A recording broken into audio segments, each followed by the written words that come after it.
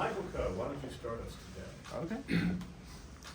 Jae'Lyn, when you think about your progression this season, you're obviously getting more minutes, scoring more. Was there an inflection point, either Coach Davis pulling you aside during a game, after a game, or a moment in a game that started this upward trajectory for you?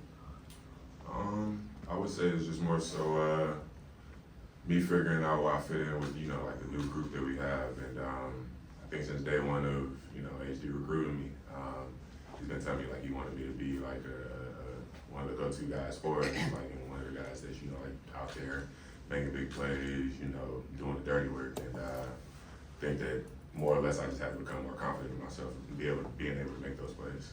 Talking about the confidence, how much was it the process of going? I mean, you were pretty much a starter all throughout your time at Louisville to now coming off the bench. I guess, what was the mental process, kind of working through that and the confidence aspect of that? I think initially it was tough, but as time went by, as we were competing and playing very good teams and winning, it was like I more or less accepted the fact that we got a lot of weapons, and it's going to be a battle, to really earn those minutes or to really like fight for those minutes. But I think that as long as I'm ready for whenever I do come in, I think that more will be earned, and it'll just benefit the team at the end of the day. When you see RJ Davis making the shots that he's making and doing what he's doing on offense, number one, what is your reaction? Does your jaw drop? And number two, in your opinion, is he the best player in college basketball right now? He's definitely making a run for it, that's for sure. His bag is real deep, that's for sure. I think that it's like it's not really like shocking because like I've seen it all summer, all preseason, all season during practice. I mean, he's really just showing he's on the hot streak. Was it like 9 games above 20 plus? That's insane, honestly. But I think it's normal for me. I see him work on it every day, so it's normal.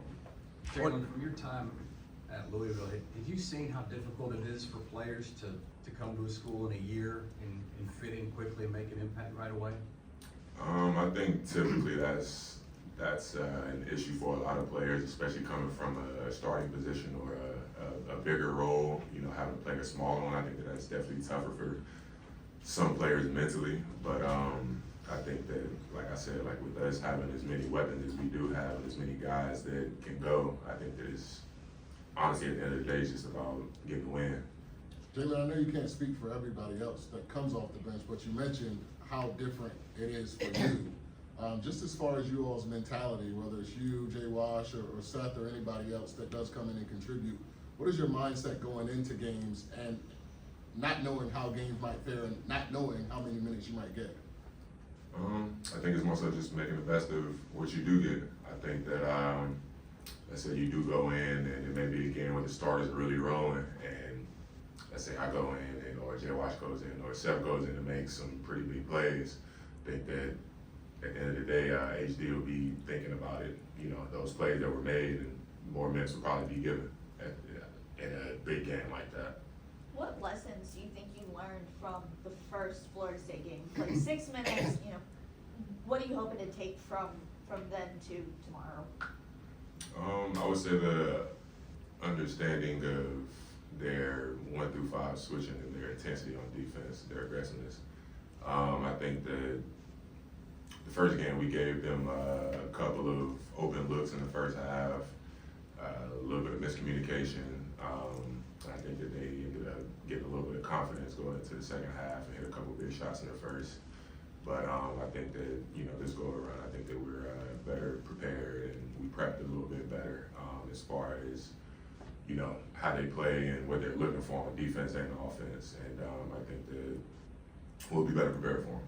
Shelby asked a great question to Coach Davis, saying he uses certain words instead of curse words when he's really fired up. Are you able to take him seriously when he's saying like bejeebies or whatever instead of cursing? I would say coming from the program that I recently came from, I heard the whole 9 of curse words and stuff, but I say it's definitely different. The bejeebies is crazy. That one caught me off guard the first time I heard it. I'm like, what is that? What is that replacing? Like, which word is that replacing? but fart is definitely one that really gets to me sometimes too. Yeah. Building off of that, do you have like an estimate of how many times you've heard that F word specifically at halftime of the week game? More times than I can count on both hands, that's for sure.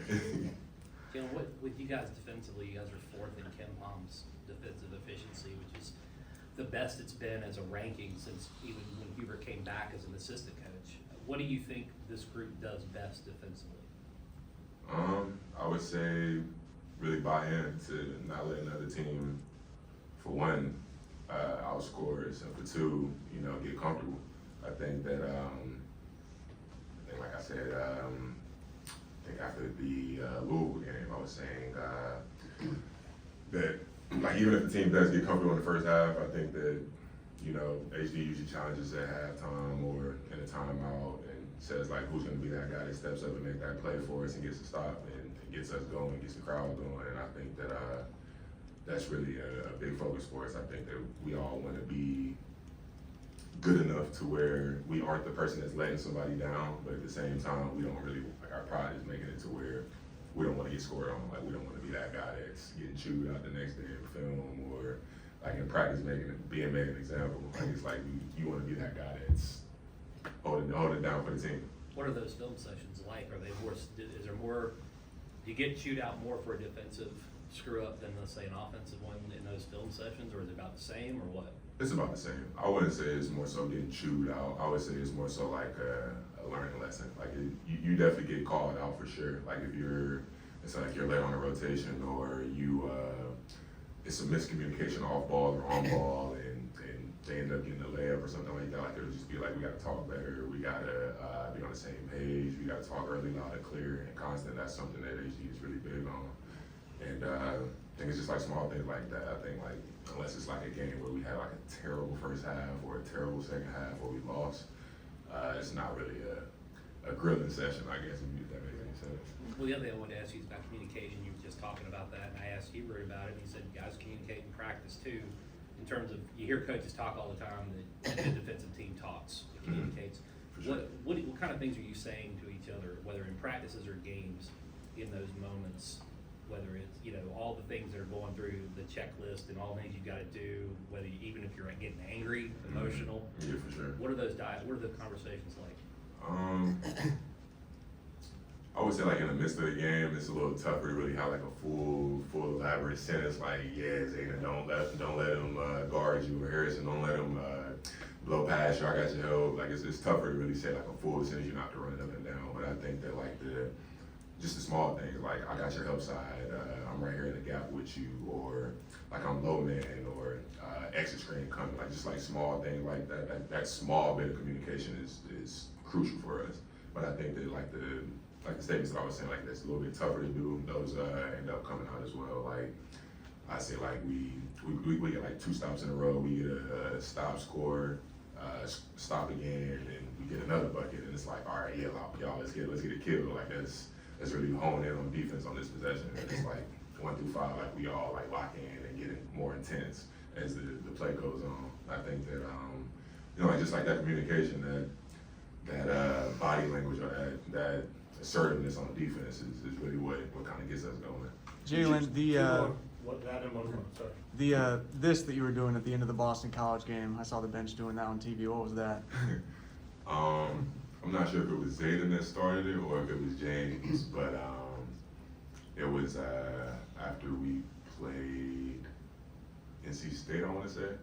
They said something, I thought it was like a celebration or something. I didn't know what it was, but he was saying, go grab your keys. That's what he was saying. So it was pretty funny. I like the celebration though, but the Boston College fans were really heckling us, and before the game and after, and honestly during the game too. But the ref said that we couldn't really talk to them, so I was just talking to my teammates whenever I did it and made sure that there wasn't no disrespect going around and no ill intent, I guess.